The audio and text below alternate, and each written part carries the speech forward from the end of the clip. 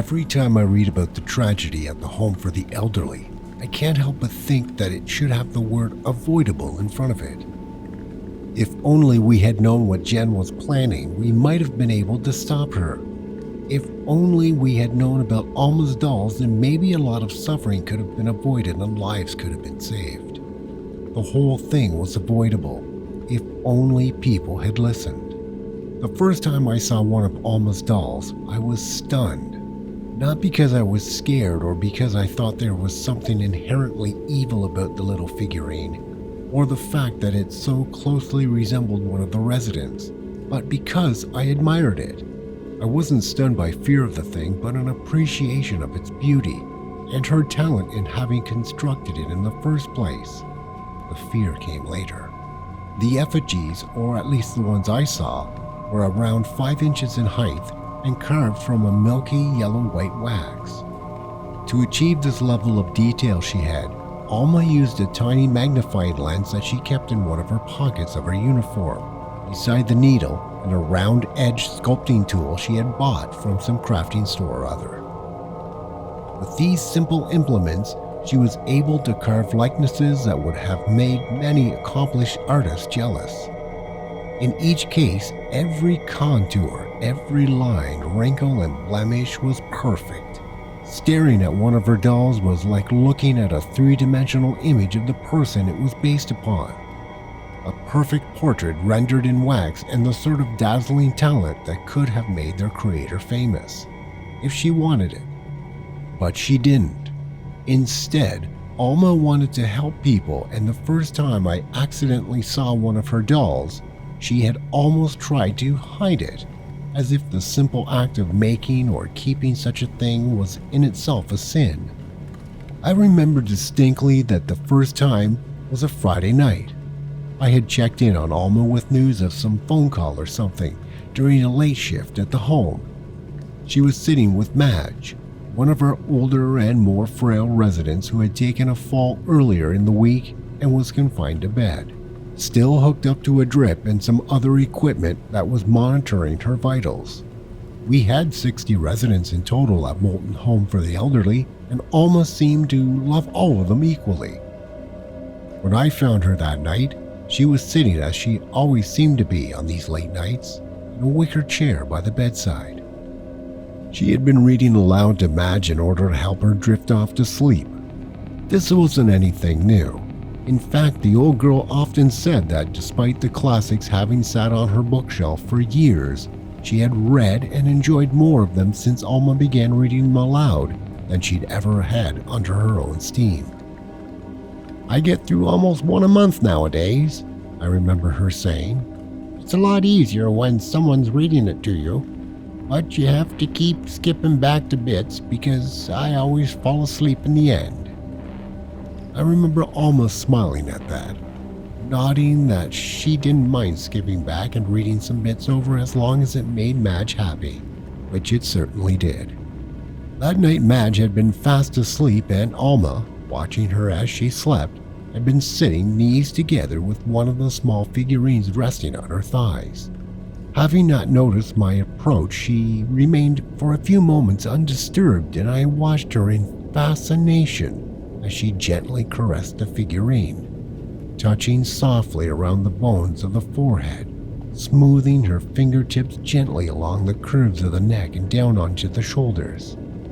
She even combed through the hair, which at this point I presumed was synthetic, but upon closer inspection looked to be real. When I spoke, even with my whispers sounding heavy and massive in the near silence of the room, Alma jumped as if snapped, startled from a trance or a daydream by the click of a hypnotist's fingers. Hurriedly and with sheepish guilt raising of the eyes, she stuffed the tiny doll into the folds of her uniform and straightened herself up, asked me to repeat myself. "Sorry," she said in a low whisper, more mouthing the word than actually making the sound. I was miles away. "Can you say that again?" I had repeated whatever it was that I had gone there to ask and glanced back at Madge. Alma rose to her feet and followed me over the room to some other tasks that needed attention. stopping only to gently sweep her hand across the old woman's forehead in a manner identical to the way in which she had touched the figurine. That night, I didn't ask. Alma knew that I had seen the doll and what she had been doing, but I didn't bother to ask about it. Clearly, she was a little protective of her hobby, and though we were good friends, she never mentioned them. My rationale, therefore, was that if she wanted me to know, I'd know. She wasn't doing any harm, so I let the topic be and didn't pursue it or ask about it until the day of the leak. Then I felt it was necessary. I'd first heard about the leak from Jen, an overweight and undereducated girl who normally worked the day shift. Since we were on opposing shifts, I rarely had to interact with Jen, but whenever I did, I found her to be a hateful character. Of all the people working at the nursing home, she seemed to be the only one who was just there for the paycheck. She didn't seem to care for the residents, and at times couldn't even tell them apart. Twice she had given medication meant for one resident to another by mistake. Luckily, the medication was nothing too strong, and the incident went unnoticed by all but the staff. But had the pills been something stronger, the mistake could have made the unwitting recipient very ill or could even, heaven forbid, have killed them. Jen was not then someone I particularly respected, so when she came to me with news of a water leak in the staff locker room, I half suspected her of having started it, especially since her hands were soaking wet when she came to see me, something which I saw no reason for, considering that the water was on the floor and spraying from a burst pipe below shin level. Having heard what she did next, I became certain that she had ruptured the pipe herself, though of course I couldn't prove it. In an attempt to save the stuff in Alma's locker from getting soaked, she used a coat hanger to bust the flimsy lock of the thing open, displaying a skill set usually only shown by those used to robbing houses and jacking cars. Knowing that Jan had some kind of issue with Alma for whatever reason, and knowing that the supposed leak had somehow left someone else's locker untouched, I immediately became suspicious. A fact that was cemented by the fact that Jen seemed far more concerned about telling me what she had discovered inside Alma's locker than about the leak itself. Almost as if the leak was just an excuse to break in there in the first place. "She's got dozens of them," she said. "Weird little voodoo dolls all lined up in a box in the bottom of her locker. I knew it. You know, she's some kind of witch or priestess or whatever. She's got one of nearly everybody, all the residents. Little messed up statues. She's doing all this evil devil voodoo stuff, you know, like spells. You've got to sack her. You know, it's not right." I heard Jen's complaint, and having dismissed her with an assurance that I would speak to Alma and fix the leak, which seemed to have disappeared from Jen's list of concerns altogether. Later that day, when she came on shift, I spoke to Alma. I told her what had happened and asked her about the figures. She knew it was a setup and accused Jen of stirring things up to try and get her fired. I reassured her that she was not going to be fired just for creating artworks, and that I was just curious. That seemed to calm her enough for her to give me some justification for her hobby. Sitting on the locker room bench, she explained that in her belief, the effigies could act as totems for the people they resembled.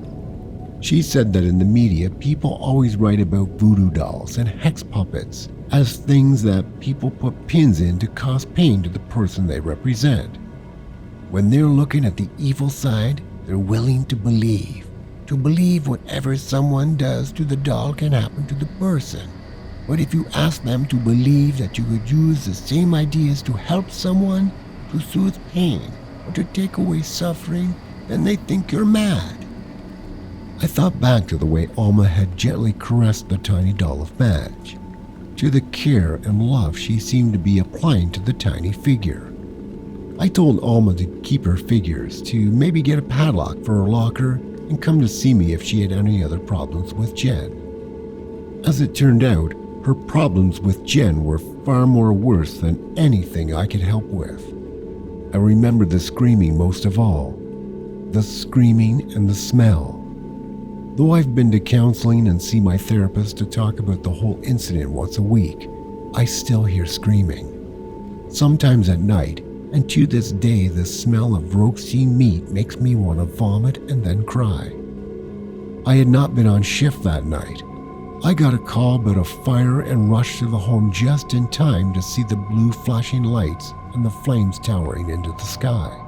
The firefighters emerged over and over with residents in their arms, some of whom were still alive when they were brought out, but all of whom died later from their injuries. It was a tragedy, an avoidable one. When the fire brigade concluded their investigation, the results were far more conclusive. According to them, the evidence suggested that the fire had not started in one place, but seemed to have begun in over 60 separate locations. It's as if, the fire chief told me apologetically, each resident's flat had a fire of its own and they all joined together to make one big fire. To be honest, it's even weirder than that because within the flats themselves, some surfaces and rooms were untouched. It's almost as if the residents themselves just, I don't know, burst into flames, spontaneously combust or whatever. It's horrible, just horrible. He was right. It was. Alongside this evidence of many separate fires, the investigators found a wastepaper basket in the staff locker room. In it was a huge pool of melted wax covered in lighter fluid. Someone had clearly started a fire in that room in an attempt to destroy or melt whatever was in the bin. Why someone would do that was a mystery, and as far as the investigators could tell, this did not start the larger fire. Though of course, I believed that in a way it did. As it turned out, Alma had not purchased a padlock. Jen, seeing that no action had been taken against Alma and her dolls, took it upon herself to destroy them, throwing them into a wastepaper bin and setting them alight so that they all melted down together. Many would say that what happened then to the residents is simply a coincidence. I am not one of those people. I met up with Alma around a month after the fire. She was not working that night, so she couldn't be blamed for what happened, though she did blame herself. When I said that in my view, Jen was far more responsible, she told me not to say things like that. I mustn't think that way, she said. I can't think that way. I don't believe in revenge. A few years later, I visited Alma at her home, and she showed me the doll she had made of Jen. A perfect likeness. She said that she had it sitting on her mantelpiece for over 2 years, and that every night she had to convince herself not to throw it in on the fire. Eventually, she moved it to another room and says she no longer looks at it. I must say that as much as I admire Alma's dolls, I have far greater admiration for her levels of self-control.